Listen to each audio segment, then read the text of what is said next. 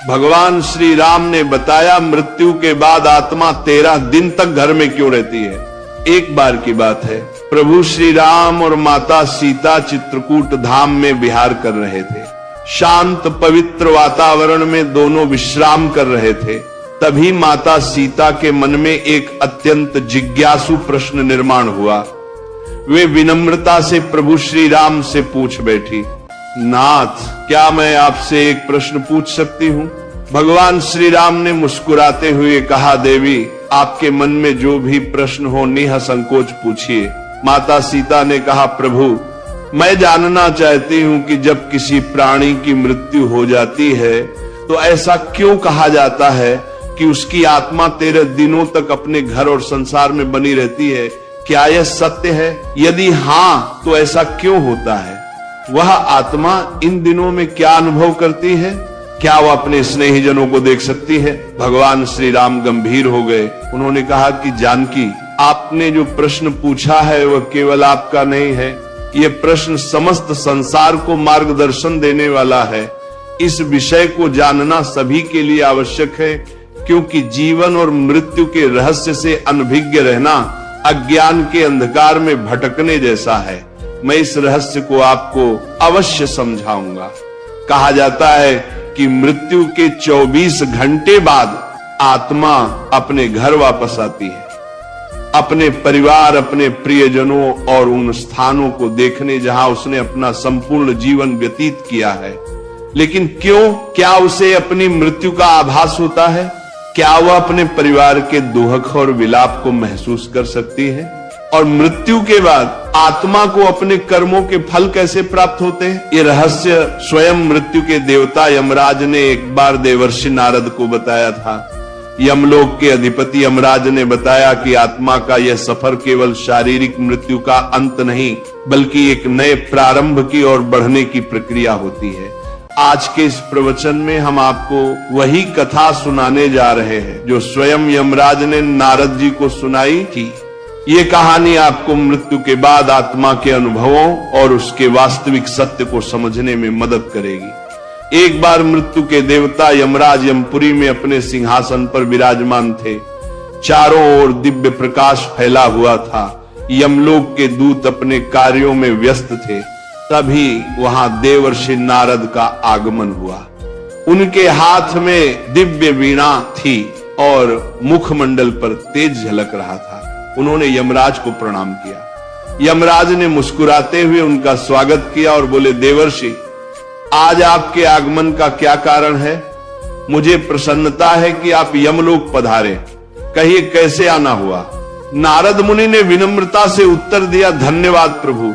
मैं पृथ्वीलोक का भ्रमण कर रहा था और वहां मैंने एक विचित्र दृश्य देखा जिसने मेरे मन में कई प्रश्न उत्पन्न कर दिए। यमराज जिज्ञासु दृष्टि से नारद जी को देखने लगे और बोले, कौन से प्रश्न देवर्षि? कृपया बताएं, मैं आपकी जिज्ञासा अवश्य शांत करूंगा। नारद जी बोले, हे धर्मराज, जब मैं पृथ्वी लोक पर था तो मैंने देखा कि एक वृद्ध पुरुष की मृत्यु हो गई। उसके परिवार और रिश्तेदार शोक में डूबे हुए थे। वे विलाप कर रहे थे और कुछ तो विभिन्न उपाय कर रहे थे ताकि उनकी आत्मा पुनः लौट आए। इस दृश्य को देखकर मेरे मन में गहरे प्रश्न उठे। यमराज ने नारद जी की बातों को ध्यान से सुना। नारद जी आगे बोले, मृत्यु एक अटल सत्य है, लेकिन इसके बाद क्या होता है ये रहस्य बना हुआ है। मेरे मन में 2 मुख्य प्रश्न उत्पन्न हुए हैं। पहला यह कि क्या वास्तव में मृत्यु के 24 घंटे बाद आत्मा अपने घर लौटती है? दूसरा यह कि मृत्यु के बाद आत्मा का जो 13 दिनों का सफर बताया जाता है, क्या वह सच में होता है या ये केवल सुनी सुनाई बातें हैं? नारद जी की जिज्ञासा अत्यंत महत्वपूर्ण थी। यमराज कुछ क्षण मौन रहे और फिर उन्होंने गहरी सांस लेते हुए कहा, देवर्षि, ये एक गंभीर प्रश्न है और इसका उत्तर प्रत्येक मनुष्य को अवश्य जानना चाहिए। मैं तुम्हें इस रहस्य की पूरी कथा सुनाता हूं, जिसे समझने से हर जीव मृत्यु के वास्तविक स्वरूप को जान सकेगा। यमराज कहानी शुरू करते हैं। बहुत समय पहले की बात है।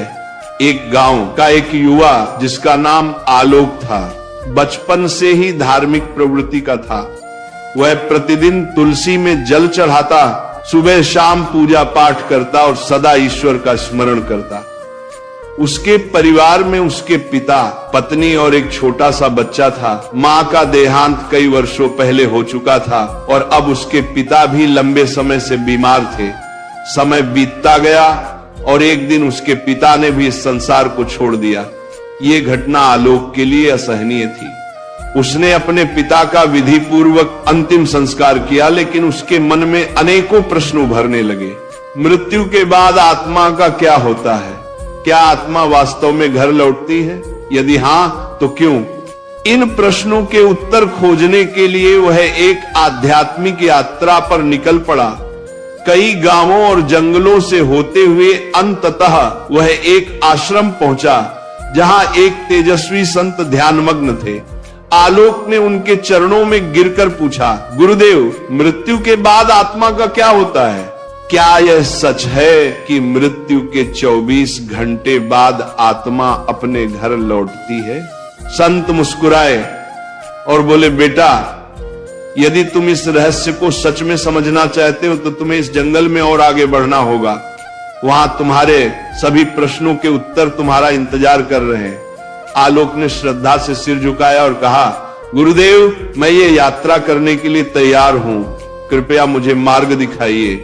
गुरुजी ने आशीर्वाद दिया और कहा, इस यात्रा में तुम्हें कई अद्भुत अनुभव होंगे। रास्ते में जो घटित होगा वही तुम्हें मृत्यु और आत्मा के रहस्यों को समझने में सहायता करेगा। आलोक गुरुजी के आदेशानुसार जंगल की ओर बढ़ चला। जैसे जैसे वो आगे बढ़ा, जंगल घना और रहस्यमयी होता गया। चारों ओर अजीब अजीब आवाजें सुनाई पड़ने लगी। कहीं उल्लू बोल रहा था तो कहीं पत्तों की सरसराहट हवा के थपेड़ों से डरावनी प्रतीत हो रही थी।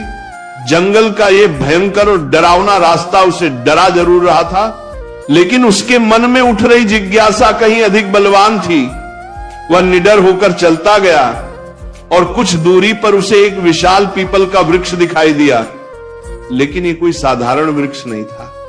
उसकी शाखाएं सांपों की तरह लहरा रही थी और उसकी छाल पर मानो किसी का चेहरा उभर आया था। जैसे ही आलोक उसके पास पहुंचा, वह वृक्ष मानवीय स्वर में बोल उठा, हे मानव, ठहरो, कहां जा रहे हो आलोक? ये सुनकर स्तब्ध रह गया। एक वृक्ष बोल रहा था, परंतु वह घबराया नहीं। उसने हाथ जोड़कर पीपल के वृक्ष को प्रणाम किया और आदरपूर्वक बोला, हे महावृक्ष, मैं यहां मृत्यु के रहस्य को जानने आया हूं। मेरे मन में कई प्रश्न है और मैं उनके उत्तर खोजने के लिए यह यात्रा कर रहा हूं। कृपया मेरा मार्गदर्शन करें। पीपल के वृक्ष ने गंभीर स्वर में कहा, तुम्हारी जिज्ञासा योग्य है मानव। मैं तुम्हें मृत्यु के बाद की प्रथम अवस्था के बारे में बता सकता हूं, लेकिन उससे पहले तुम्हें मेरी एक पहेली का उत्तर देना होगा। यदि तुम सही उत्तर दे सके तो ही मैं तुम्हें आगे का ज्ञान दूंगा। आलोक ने श्रद्धा से सिर झुकाया और कहा, कृपया अपनी पहेली पूछिए, मैं उत्तर देने का प्रयास करूंगा। पीपल का वृक्ष थोड़ा मुस्कुराया और बोला, सुनो, ये पहेली तुम्हारे ही जीवन से जुड़ी है। जब जीवित होता हूं तब काल होता हूं, मरने के बाद मैं लाल हो जाता हूं। मुझे जितना जलाओगे मैं उतना ही बिखरता जाऊंगा।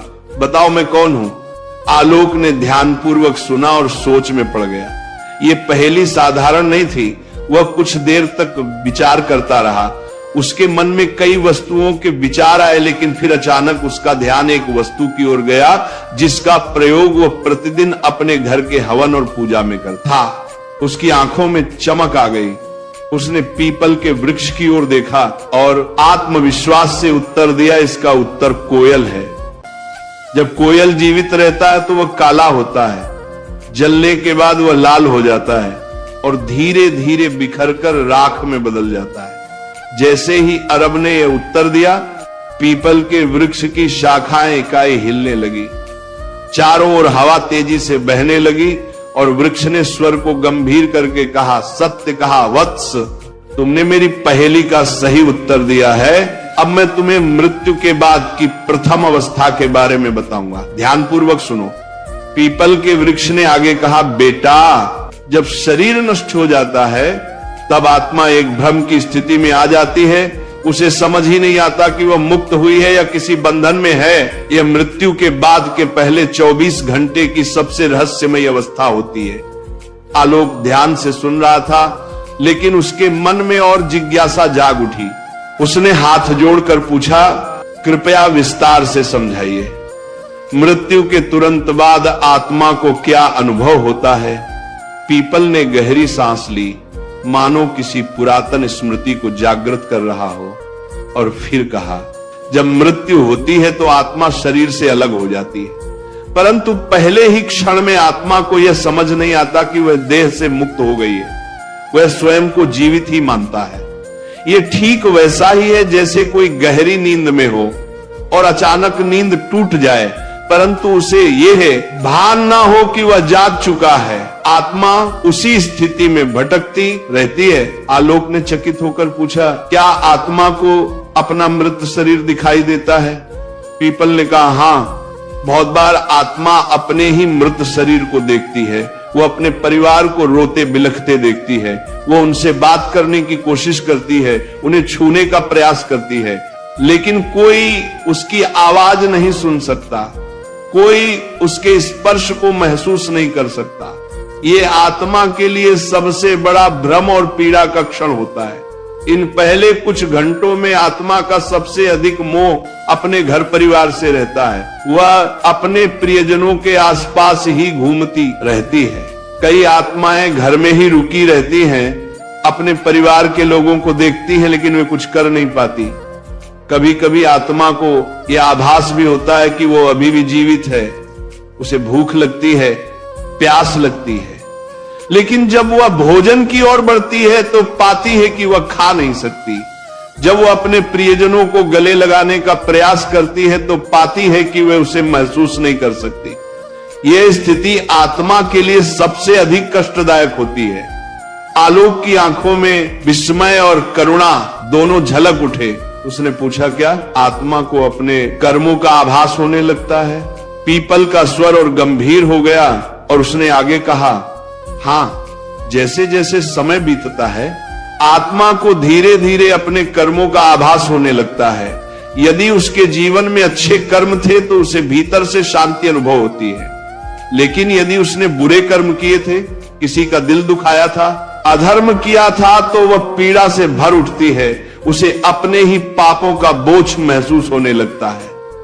कई आत्माएं इतनी अशांत होती हैं कि वे घर के भीतर ही अटक जाती हैं और उनका शरीर जलाया जाता है, तब भी वे वहीं भटकती रहती हैं। इसलिए शास्त्रों में कहा गया है कि मृत्यु के तुरंत बाद गीता का पाठ करना चाहिए, आत्मा के लिए प्रार्थना करनी चाहिए, ताकि वो अपने मोह को त्याग कर आगे की यात्रा पर बढ़ सके। 24 घंटे के भीतर आत्मा को धीरे धीरे यह समझ आने लगता है कि वो अब इस संसार में नहीं रही, लेकिन तब तक उसका मोल इतना अधिक बढ़ जाता है कि वो अपने घर वापस लौटती है। यही कारण है कि हिंदू धर्म में मृत्यु के अगले दिन घर में विशेष पूजा की जाती है, आत्मा के लिए पिंडदान किया जाता है, ताकि वह शांति से अपनी आगे की यात्रा पर जा सके। पीपल ने अपनी बात समाप्त की और कुछ क्षणों के लिए मौन हो गया। आलोक पूरी तरह स्तब्ध था। उसे अब समझ आ रहा था कि मृत्यु केवल एक अंत नहीं, बल्कि एक नई यात्रा की शुरुआत होती है। उसने आदर पूर्वक पीपल को प्रणाम किया और कहा, ज्ञानी, आपने जो ज्ञान दिया वह मेरे लिए अमूल्य है। अब मैं जानना चाहता हूं कि मृत्यु के बाद आत्मा की आगे की यात्रा कैसी होती है। कृपया मुझे आगे का मार्गदर्शन दें। पीपल ने मुस्कुराकर कहा, वत्स, यदि तुम सच में मृत्यु का रहस्य समझना चाहते हो तो तुम्हें और आगे जाना होगा। वहां तुम्हें और भी गहरी सत्य का ज्ञान होगा।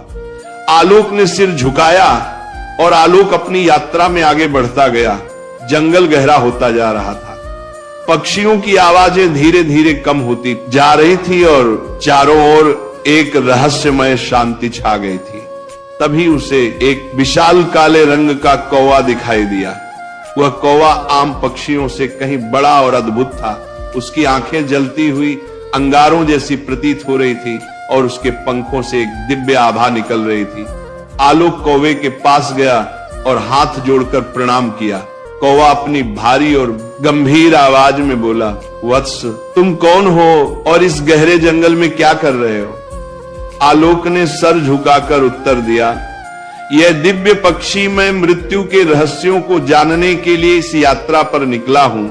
मैंने अब तक ये जाना कि मृत्यु के तुरंत बाद आत्मा भ्रमित रहती है, लेकिन मैं ये समझना चाहता हूं कि 24 घंटे बाद आत्मा अपने घर क्यों लौटती है। सुगम ने गहरी सांस ली और कहा, मैं तुम्हें ये उत्तर दूंगा, लेकिन पहले तुम्हें मेरी एक पहेली का उत्तर देना होगा। यदि तुम इसका सही उत्तर दे सके तभी मैं तुम्हें मृत्यु के इस रहस्य का ज्ञान दूंगा। आलोक ने उत्सुकता से सर हिलाया। पूछिए प्रभु, सुगम ने गंभीर स्वर में पूछा। हे मनुष्य, संसार में हर कोई कुछ ना कुछ संजोता है, हर कोई किसी चीज से बंधा होता है। मुझे बताओ, मनुष्य के जीवन का सबसे बड़ा बंधन कौन सा है? आलोक कुछ क्षण के लिए सोच में पल गया। उसके मन में कई विचार आने लगे, धन, परिवार, इच्छाएं, शरीर, लेकिन कौन सा सबसे बड़ा बंधन है? कुछ देर चिंतन करने के बाद उसने उत्तर दिया, मोह मनुष्य का सबसे बड़ा बंधन मोह है। वह अपने परिवार, धन, शरीर और भावनाओं के मोह में बंधा रहता है और यही बंधन उसे जन्म जन्मांतर तक भटकाता है। सुगम मुस्कुराया और सिर हिलाया। तुमने बिल्कुल सही उत्तर दिया वत्स। अब मैं तुम्हें मृत्यु के 24 घंटे बाद आत्मा के घर लौटने का रहस्य समझाऊंगा। सुगम ने आसमान की ओर देखा और गहरी आवाज में कहा, मृत्यु के बाद जब आत्मा शरीर छोड़ती है तो वह कुछ क्षणों तक मुक्त महसूस करती है, लेकिन जैसे जैसे समय बीतता है उसके भीतर एक हलचल शुरू हो जाती है। ये हलचल उसके मन के कारण होती है। आत्मा को अपने घर, अपने परिवार, अपने प्रियजनों की याद सताने लगती है। आलोक ध्यान से सुन रहा था। सुगम ने आगे कहा, जब शरीर जलता है तो आत्मा वहां से अलग तो हो जाती है, लेकिन उसका मोह समाप्त नहीं होता। वह अपने प्रियजनों को रोते हुए देखती है, अपने घर में अपने बच्चों और पत्नी को अकेला महसूस करती है। उसे लगता है कि वह अभी भी उनके पास जा सकती है, उन्हें सांत्वना दे सकती है, लेकिन जैसे ही वह कोशिश करती है उसे एहसास होता है कि कोई उसे देख नहीं सकता, कोई उसे सुन नहीं सकता। आलोक ने आश्चर्य से पूछा, तो क्या आत्मा दुखी होती है? सुगम गंभीर स्वर में बोला, आत्मा बहुत दुखी होती है। वह अपने प्रियजनों को पुकारती है, अपने बच्चे के सर पर हाथ फेरना चाहती है, अपने घर में घूमना चाहती है, लेकिन वह केवल एक छाया बनकर रह जाती है। ये उसकी सबसे बड़ी पीड़ा होती है। यही कारण है कि हिंदू धर्म में मृत्यु के बाद विशेष कर्मकांड किए जाते हैं। जब परिवार जन्म गीता का पाठ करते हैं, दीप जलाते हैं और आत्मा की शांति के लिए पिंडदान करते हैं, तब आत्मा को धीरे धीरे इस संसार से मुक्त होने में सहायता मिलती है। आलोक की आंखें नम हो गई थी। उसने धीमे स्वर में पूछा, तो क्या आत्मा हमेशा के लिए अपने घर ही रहती है? सुगम ने उत्तर दिया नहीं, लेकिन जो आत्माएं अपने जीवन में बहुत अधिक मोह में बंधी रहती हैं, वे अधिक समय तक भटकती रहती है। वे अपने परिवार, अपनी इच्छाओं, अपने अधूरे कार्यों को लेकर परेशान रहती हैं। उन्हें यह स्वीकार करने में समय लगता है कि अब वे इस संसार का हिस्सा नहीं रही। यही कारण है कि मृत्यु के बाद परिवार को आत्मा की शांति के लिए कर्मकांड करने चाहिए, ताकि आत्मा इस मोह से मुक्त हो सके और अपनी आगे की यात्रा कर सके। सुगम ने आलोक को देखा और कहा, अब तुम जान चुके हो कि आत्मा मृत्यु के 24 घंटे बाद अपने घर क्यों लौटती है। ये मोह ही आत्मा को खींचकर वापस ले आता है। लेकिन अब तुम्हें आगे की यात्रा करनी होगी, क्योंकि अभी भी बहुत से रहस्य बाकी हैं। आलोक ने सुगम के चरणों में सिर झुकाया और कहा कि दिव्य पक्षी, आपने मुझे अनमोल ज्ञान दिया। अब मैं जानना चाहता हूं कि जब आत्मा मोह से मुक्त हो जाती है तब उसकी आगे की यात्रा कैसी होती है। सुगम ने गंभीर स्वर में कहा, वत्स, यदि तुम सच में जानना चाहते हो तो तुम्हें अपनी यात्रा जारी रखनी होगी। आगे तुम्हें और भी गूढ़ रहस्य ज्ञात होंगे। जाओ और आगे बढ़ो।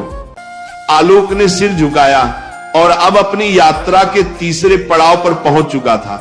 जंगल का घनत्व थोड़ा कम होने लगा था और वातावरण में एक अलौकिक शांति थी।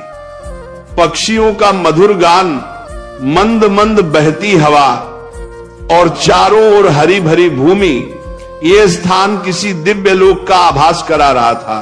तभी उसकी दृष्टि सामने खड़ी एक अद्भुत गोमाता पर पड़ी। यह कोई साधारण गाय नहीं थी। इसके शरीर से एक दिव्य प्रकाश निकल रहा था और इसकी आंखों में गहरी करुणा तथा ज्ञान की झलक थी। आलोक ने श्रद्धा से झुककर गौ माता को प्रणाम किया। गौ माता ने स्नेह से उसे देखा और कहा, वत्स, मैं जानती हूं कि तुम मृत्यु के रहस्यों को जानने के लिए इस यात्रा पर निकले हो। मैं तुम्हें आगे का ज्ञान दूंगी, लेकिन पहले तुम्हें मेरी एक पहेली का उत्तर देना होगा। आलोक ने श्रद्धा से सिर झुकाया और कहा, हे मां, कृपया मुझसे पूछिए। गौ माता ने मधुर किंतु गंभीर स्वर में पूछा। मनुष्य अपने जीवन में कई चीजों को संजोता है, धन, परिवार, प्रतिष्ठा, ज्ञान, लेकिन बताओ उसके लिए सबसे महत्वपूर्ण संपत्ति कौन सी है जो मृत्यु के बाद भी उसके साथ जाती है? आलोक गहरे चिंतन में पड़ गया। वह सोचने लगा, धन तो यहीं छूट जाता है, परिवार भी पीछे रह जाता है, प्रतिष्ठा भी मिट जाती है, तो फिर कौन सी चीज मनुष्य के साथ जाती है? कुछ क्षण विचार करने के बाद उसने उत्तर दिया, कर्म। मनुष्य के कर्म ही उसकी सबसे बड़ी संपत्ति होती है।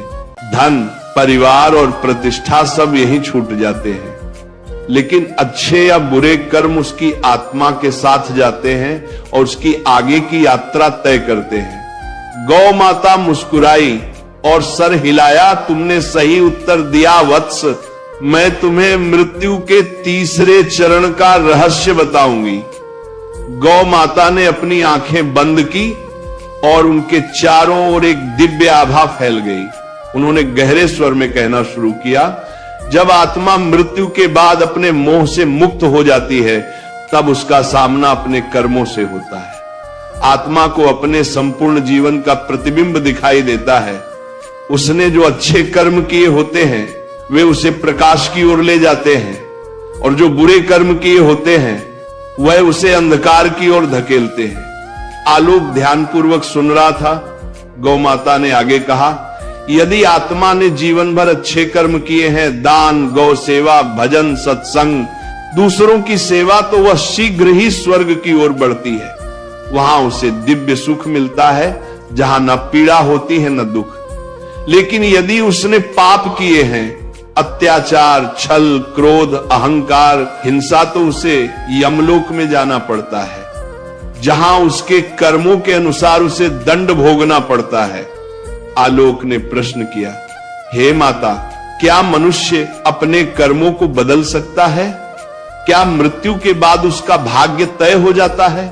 गौ माता ने गंभीर स्वर में उत्तर दिया, नहीं वत्स, मनुष्य जब तक जीवित है तब तक अपने कर्मों को सुधार सकता है। वह पुण्य कमा सकता है, धर्म के मार्ग पर चल सकता है और अपनी आत्मा को शुद्ध कर सकता है। लेकिन मृत्यु के बाद उसे वही भोगना पड़ता है जो उसने संचित किया है। इसलिए हिंदू धर्म में गौ सेवा, दान, भजन, कीर्तन और सत्संग का बहुत महत्व है। जब मनुष्य गौ माता की सेवा करता है तो वह अपने पापों का नाश करता है। गाय केवल एक पशु नहीं है, ये स्वयं धर्म का प्रतीक है। इसके स्पर्श से ही पाप नष्ट हो जाते हैं और इसकी सेवा करने से पुण्य संचित होते हैं। गौ माता ने आगे समझाया, वत्स, जब आत्मा अपने कर्मों का लेखा जोखा देखती है, तब उसे पता चलता है कि उसने जीवन में क्या अर्जित किया। जो पवित्र आत्माएं होती हैं वे आनंद से आगे बढ़ती हैं, लेकिन जो पापी आत्माएं होती हैं वे भय से कांपती हैं।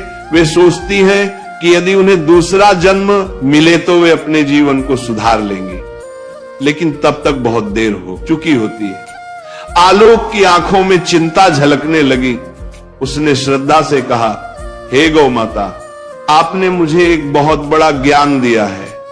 अब मैं अपने कर्मों पर और ध्यान दूंगा, ताकि जब मेरी मृत्यु हो तो मुझे यमलोक में ना जाना पड़े। गौ माता ने आशीर्वाद दिया और कहा, वत्स, तुम्हारी यात्रा अभी समाप्त नहीं हुई है, आगे तुम्हें और भी रहस्य जानने हैं। जाओ और अपनी यात्रा जारी रखो। आलोक ने गौ माता के चरणों में सिर झुकाया और पुनः अपनी यात्रा के अगले चरण की ओर बढ़ चला। आलोक की यात्रा अब अपने अंतिम पड़ाव की ओर बढ़ रही थी। वह चलते चलते एक विशाल नदी के किनारे आ पहुंची। यह कोई साधारण नदी नहीं थी। इसका जल कहीं शीतल और निर्मल दिख रहा था, तो कहीं रक्त और अग्नि की लपटों से भरा हुआ प्रतीत हो रहा था। नदी के किनारे एक दिव्य देवी प्रकट हुई। उनके तेज से पूरा वातावरण आलोकित हो उठा। वे सौम्य किंतु प्रभावशाली थी, मानो साक्षात ज्ञान और शुद्धता की मूर्ति हो।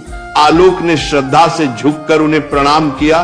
देवी मुस्कुराए और मधुर स्वर में बोली, वत्स, मैं जानती हूं कि तुम मृत्यु के रहस्य को समझने के लिए इस कठिन यात्रा पर आए हो।